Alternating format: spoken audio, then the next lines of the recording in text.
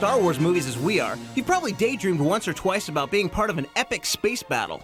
Well, thanks to the team at LucasArts, that daydream is now virtually a reality. They've created Starfighter, the flight combat game that lets you star as the pilot of your very own starfighter from Episode 1, The Phantom Menace.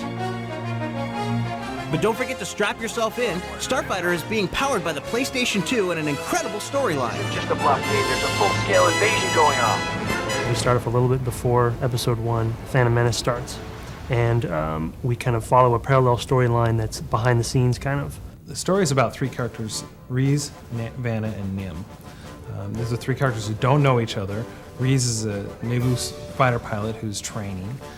Nim is a pirate. And Vanna is a mercenary out for hire. And these are characters who, if they know each other, it's only loosely, and in fact, Nim and Vanna are kind of semi-enemies. Think you can flank D, Vanna Sage? Yeah. And each of these three characters has been wronged in some way or has been screwed over by the Trade Federation. Midway through the Starfighter game, after you've learned exactly what the Trade Federation has done to tick these guys off, the three characters, Vanna, Reese, and Nim, come together and in concert work to deal a little bit back to the Trade Federation.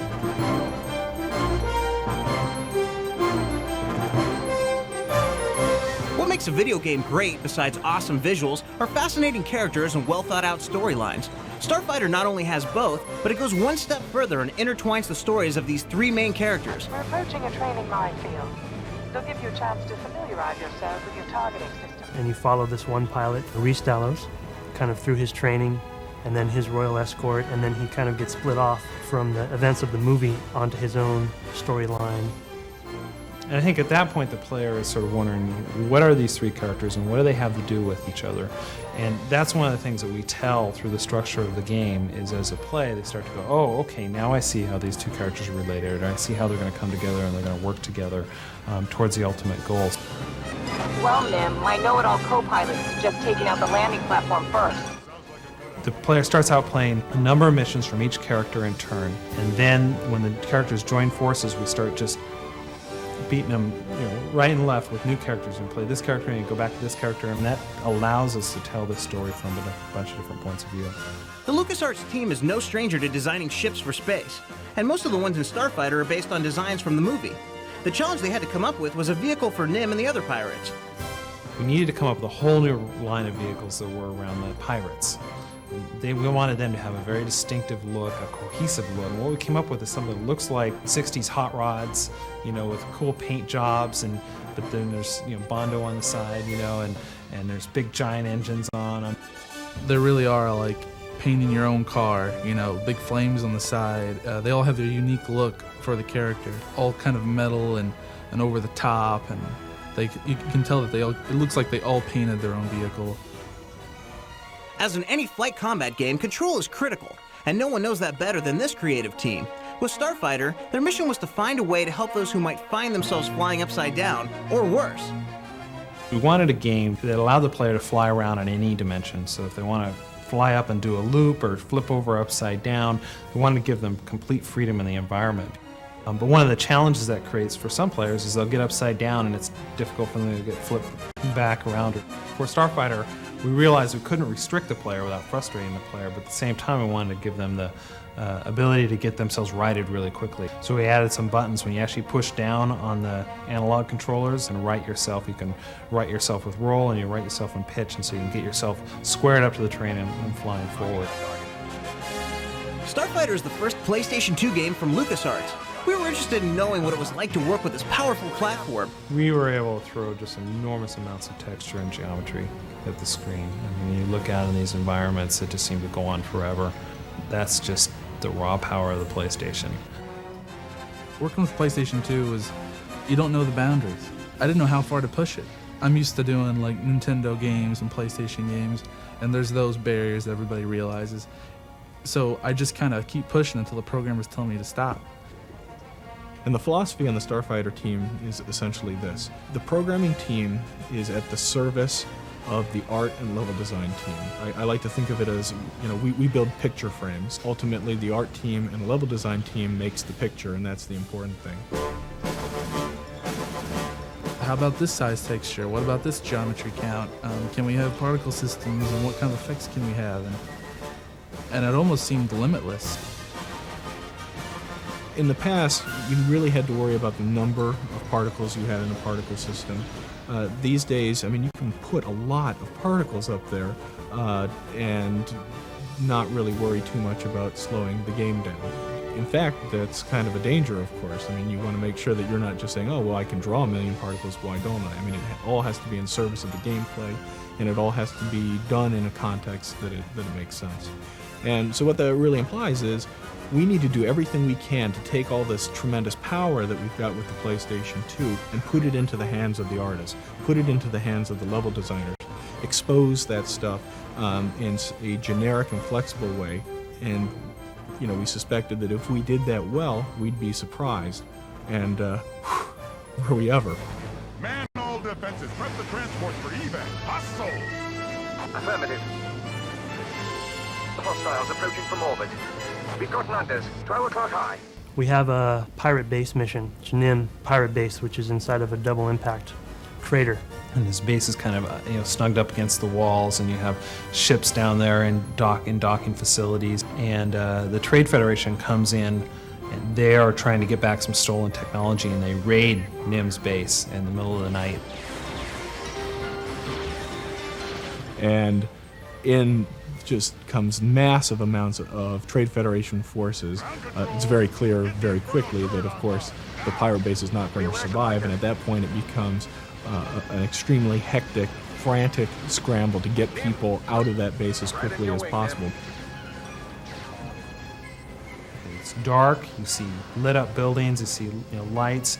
All of a sudden, the turrets start going crazy, and things are coming in from space, and it's black up there, and all you see is shadows of big landers coming down. They're kind of blocking out the stars, and you see tracers going across the sky. I mean, it looks like a war zone, and you've got people yelling and screaming. I think the whole experience is extremely immersive for me. Scratch that, sir. Got him on my sensors. Help him out. Dim, I'm sending you the target. Get this guy.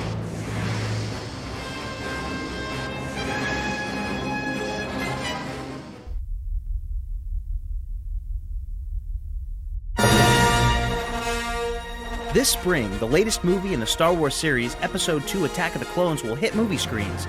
And as Star Wars fever sweeps the galaxy, the team from LucasArts has given us an intense space combat game that weaves in and out of the latest Star Wars film.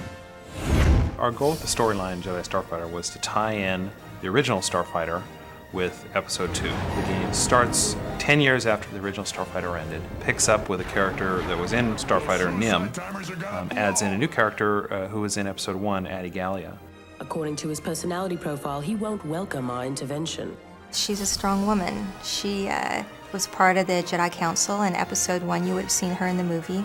She drives a cool vehicle, and she's pretty fierce.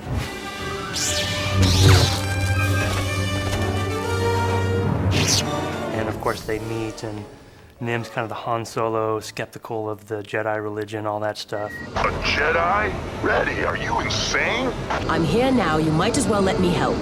Fine, but no lectures and no Jedi mind tricks. And so he and Adi don't get along very well to begin with. And of course, just like Luke and Han, they establish a friendship, and Nim realizes that she's very valuable. He's a pirate, he's unpredictable, and she is by the book. They work out well together. What? Oh, you gotta be kidding me. Although Nim is skeptical initially, he starts to believe in the Force when he sees how powerful it is in the hands of a Master Jedi. We have 4 Force powers total, and we dole them out through the game. So you don't have them all at once. You can learn one at a time and kind of master it until you get the next one. We have Force Lightning, and I think that's my personal favorite because if you see a bunch of ships flying in together, and you time it properly, you can take out all of them at the same time, which is pretty awesome. Another fun one is the shield. It acts like a normal shield, but if you get what's called a force clarity, the shield will not only reflect incoming lasers, but it will redirect those lasers to any target of your choice. The third power is Force Reflex, which slows down the entire game world, but the Jedi stays at the current turning rate and fire rate. So it's supposed to kind of simulate what it would be like if the Jedi had enhanced reflexes. And the last power is Force Shockwave, and that simply emits a large destructive force from the player in a kind of an expanding sphere. and just deals major amounts of damage. We're inside. Contact me! Because of the complexity of the Star Wars universe, the game developers at LucasArts have a very close relationship with the creative team at Lucasfilm. Because we're making a game, we need to get access to all of this stuff and shots of scenes and characters. They're really good to work with. They do have more involvement than one would expect. They review all of our game designs. Anything that goes into our game, they do take a look at. Even down to making sure that the lightsabers are the right color for the right character. At the same time, George understands really well that making games is inherently different than making movies, and he understands that we need to take these characters and the situations and vehicles and apply them in a slightly different way. The story of the Star Wars prequels is moving closer to the classic Star Wars series. We wondered if the design of the various ships were moving in that direction as well. The first thing that we realized when we saw the design for the Jedi Starfighter is that it is already going toward classic Star Wars. You have the cross between an A-Wing and a Star Destroyer. Basically, it looks like a mini Star Destroyer. Shooting star to new moon. Do you copy? But the lines are starting to be blurred between classic Star Wars and the prequels for sure. I mean, all the designs are saying that. One of the new features of Jedi Starfighter is a two-player mode that can be accessed in every mission. In Starfighter 1, we actually had some hidden two-player modes that you could unlock. With Jedi Starfighter, every single mission can be played either in single-player mode or in two-player mode cooperatively. We wanted to go crazy with that. We wanted to go as far as we possibly could. And a lot of us are big fans of cooperative play, kind of sitting on the couch with your buddy and hand the controller over and you're both in the same mission, you're both calling out orders to each other, come get that, blow that up, what are you doing? You could play the first 5 missions in two-player mode, and then your friend goes home and you want to keep playing, you just keep playing right on through the game in single-player mode and switch back as often as you want. Beyond the new two-player mode, there's a ton of new bonus levels and materials in the game that should keep fans busy for a long time. We have 10 bonus levels. We have 11 bonus movies. We have 9 different bonus craft you can unlock, everything from an X-Wing to Jango Fett. We have team commentary video. My initial designs were to have gameplay that go and take you all across the moon and stuff. We have a sneak peek at an upcoming game that I probably can't say here.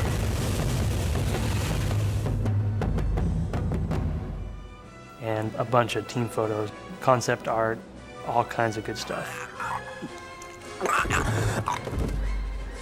How was that? If you like, I can do it with a little more je ne sais quoi. As you play the game, if you're getting the bonus objectives and you're kicking ass, then you'll unlock all this stuff. So look for the things that would make you feel like you did it really well, like to eliminate all the fighters instead of just enough to finish the mission. Star Wars fans are some of the most hardcore fans in the world.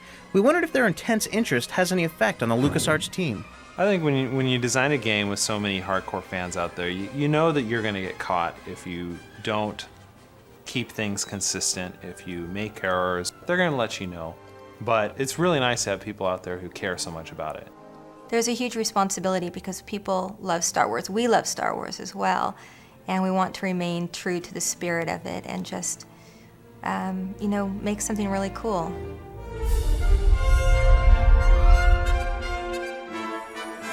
Master Yoda extends his gratitude, Master Gallion.